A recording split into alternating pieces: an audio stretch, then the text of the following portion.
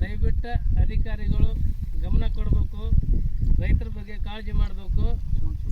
ರೈತರದ್ದು ಎಲ್ಲ ಹೊಲಗಳು ಒಣಗಿ ಹೋಗೈತಿ, ಈ ಥರ ಒಣಗಿ ಐತಿ.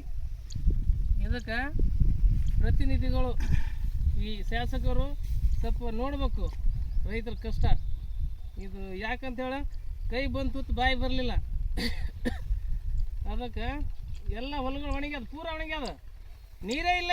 ನೀರು ತೆಲೆಂಡ್ ಆಗ್ಯದ ನಮ್ಗೆ. ಈಗ ಸೊನ್ನಾಪುರ ತಾಂಡ ಇಲ್ಲಿ ಒಂದು 50-60 ಎಕರೆ ಆಸ್ತಿ ಇದು. 50-60 ಎಕರೆ ನೋಡಿ ಏನು ಮಾಡಬೇಕು. ಮತ್ತು ನೋಡ ಅಧಿಕಾರ ಇದ್ದಾಗ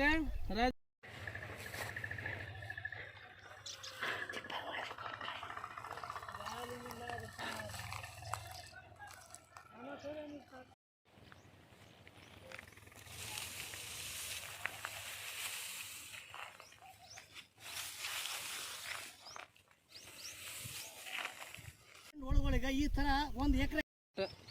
ಅಧಿಕಾರಿಗಳು ಗಮನ ಕೊಡಬೇಕು ರೈತರ ಕಡೆ.